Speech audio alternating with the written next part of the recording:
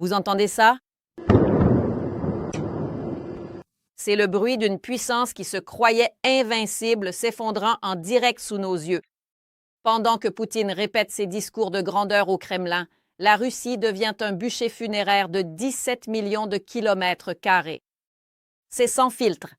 Je suis Darina Tkachenko et nous allons appeler les choses par leur nom. Alors que le Kremlin tente de vendre au monde une image de contrôle, la réalité est que la Russie brûle, et pas seulement au sens figuré. L'Ukraine a cessé d'attendre des permissions et a commencé à imposer ses propres sanctions. Des sanctions de feu, de précision et de justice. La machine de guerre de Poutine se retrouve sans carburant, sans communication et, plus important encore, sans temps. Dans quelques secondes, tous les détails. Mais avant de commencer, c'est le moment idéal pour vous abonner si ce n'est pas déjà fait et me dire en commentaire d'où vous me regardez. Nous sommes UA TV, actualité, analyse en direct d'Ukraine dans votre langue. La nuit russe n'est plus sombre, elle est incandescente. Pour la 3e nuit consécutive, la région de Leningrad a ressenti la rigueur de la technologie ukrainienne. L'état-major des forces armées ukrainiennes a confirmé une frappe dévastatrice. Le gigantesque complexe de synthèse organique et pétrolière de Kirishi, l'une des 3 plus grandes raffineries de toute la Fédération de Russie, a été bénie par les sanctions ukrainiennes, celles qui fonctionnent vraiment. Nous parlons d'une usine qui traite 21 millions de tonnes de pétrole brut par an. Plus de 6% de toute la capacité de raffinage de la Russie est partie en fumée en une seule nuit. Qu'est-ce que cela signifie réellement que ces unités de traitement et ces réservoirs de stockage massifs soient enveloppés de flammes impossibles à éteindre? Ce n'est pas un simple incendie, c'est une chirurgie lourde sur le carburant qui fait bouger les chars et les avions envahisseurs. Pourquoi le gouverneur de Leningrad tente-t-il de minimiser un désastre visible depuis l'espace? Parce que la fumée à Kirishi révèle la vérité. L'Ukraine a aveuglé l'œil économique de l'agresseur. L'impunité est terminée. La Russie ne se contente plus d'attaquer, elle se cache, tremble et brûle sous notre précision. Le cynisme du Kremlin n'a pas de limite.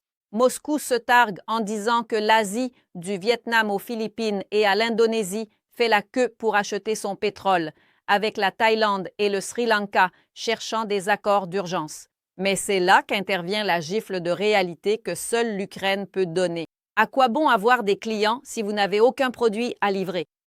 L'Ukraine a imposé son propre embargo physique. 40% de la capacité d'exportation de brut russe a été mise en échec.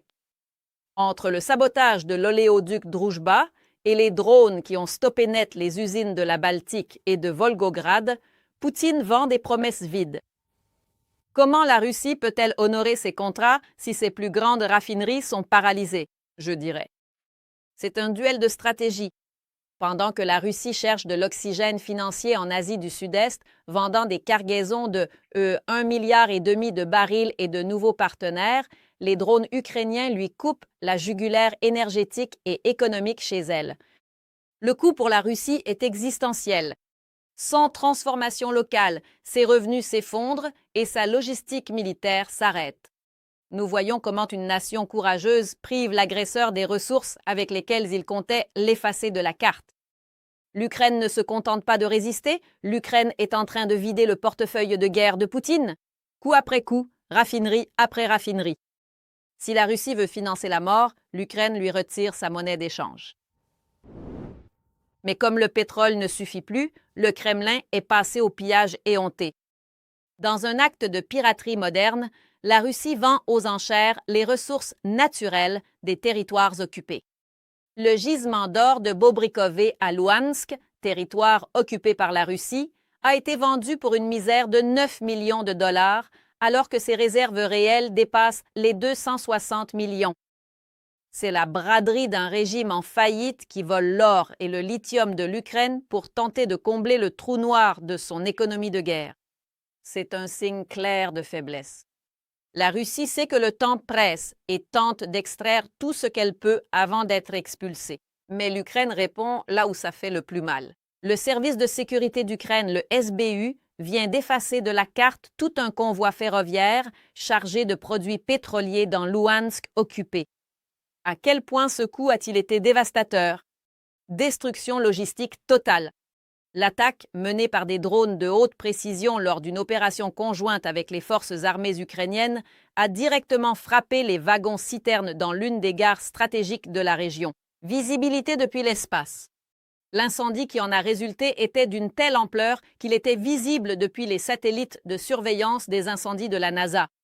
Ils ont capté les anomalies thermiques en temps réel. Effet domino. En détruisant cet approvisionnement, les troupes d'occupation perdent la capacité de ravitailler leurs unités blindées sur le front, ce qui paralyse leur offensive. Si vous volez notre or, nous brûlons votre capacité à vous déplacer. C'est aussi simple que ça, les amis, aussi direct que ça. L'Ukraine continue de démanteler les chaînes d'approvisionnement de l'ennemi, démontrant qu'il n'y a pas de refuge sûr pour les ressources finançant l'invasion. Et pour que l'humiliation soit totale, les forces d'élite ukrainiennes ont coupé les communications des envahisseurs. Lors d'une opération magnifique, l'unité frontalière Phénix a localisé et pulvérisé l'une des pièces les plus rares de l'arsenal russe, la station de communication numérique R416 GMS. Ce n'est que la deuxième fois de toute la guerre que cet objectif de très haute valeur, conçu pour relier les postes de commandement au front, est détruit. La Russie perd le contrôle de ses propres troupes. Sans cette technologie, leurs commandants crient dans le vide pendant que leurs positions sont frappées. C'est l'image parfaite de la déchéance russe, un colosse aux pieds d'argile qui ne peut plus ni parler, ni bouger, ni se cacher. L'Ukraine ne gagne pas seulement la guerre des armes, elle gagne la guerre du renseignement, prouvant qu'aucun joyau technologique de Poutine n'est à l'abri de notre détermination. Sur le plan international, l'échiquier s'embrase. Donald Trump a lancé une flèche empoisonnée au chancelier allemand Friedrich Merz, lui rappelant que si l'Europe ne s'engage pas dans la crise iranienne, la priorité des États-Unis pourrait changer. C'est un jeu de pression de haut niveau. Pendant ce temps, le nouveau président iranien remercie Poutine pour son inspiration. C'est une alliance de parias. La Russie a même tenté de faire chanter Washington en proposant de cesser de fournir des renseignements à l'Iran si les États-Unis arrêtaient d'informer l'Ukraine. La réponse de la Maison-Blanche a été un non catégorique. J'ai des rapports de nos services de renseignement qui prouvent que la Russie fait cela et dit « Je ne transmettrai pas de renseignements à l'Iran si les États-Unis cessent d'en transmettre à l'Ukraine. » N'est-ce pas là du chantage? Sans aucun doute. La Russie est seule, essayant de négocier avec des informations qui n'ont plus aucun poids. Alors que ses alliés iraniens tremblent face aux avertissements de Trump sur leur infrastructure énergétique, nous voyons l'effondrement d'un axe qui ne sait que détruire, mais qui fait face à une Ukraine qui est le centre de gravité de la sécurité mondiale. La Russie tente d'aboyer, mais ses dents sont brisées par la résistance ukrainienne. Mes amis, soyez tranquilles. Pour ceux qui doutent de la détermination de nos alliés, l'OTAN a parlé clairement. Mark Rutte et Alison Hart l'ont confirmé. Chaque missile du mécanisme PERL sera livré. Malgré les bruits de couloir, la priorité reste l'Ukraine. Cet équipement crucial via PERL, c'est-à-dire cet équipement américain vital pour l'Ukraine, y compris les intercepteurs, continue d'arriver en Ukraine. Et permettez-moi d'ajouter que depuis son lancement l'été dernier, PERL a fourni environ 75% de tous les missiles pour les batteries Patriot de l'Ukraine et 90% des munitions utilisées dans d'autres systèmes de défense aérienne. Il s'agit donc d'un programme important qui, je le répète, se poursuit. L'approvisionnement est une garantie de fer. Pendant que la Russie mendie des drones à l'Iran et de vieilles munitions à la Corée du Nord, l'Ukraine se renforce grâce au soutien de la technologie la plus avancée de la planète. Et nous terminons par une vérité qui résonne, les mots de Kirilo Boudanov. La Troisième Guerre mondiale a déjà commencé et elle a débuté en Ukraine. Ce n'est pas un avertissement pour l'avenir, c'est un diagnostic du présent. L'Ukraine est aujourd'hui la ligne de feu qui sépare la civilisation de la barbarie. Si le monde brûle, c'est parce que la Russie a allumé la mèche, mais c'est l'Ukraine qui éteint l'incendiaire. Nous sommes le bouclier de l'Europe, Nous sommes l'avant-garde de la liberté et, comme le prouvent les cieux illuminés au-dessus de la Russie, nous sommes le début de la fin pour l'envahisseur. La Russie brûle, ses alliés tremblent et l'Ukraine avance avec une détermination que le monde n'avait pas vue depuis des décennies. Merci de nous avoir accompagnés dans cette vidéo sans filtre.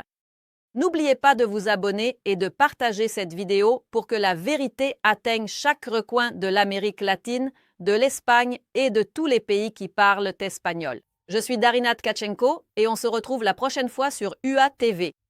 Slava Ukraini. Gloire aux héros.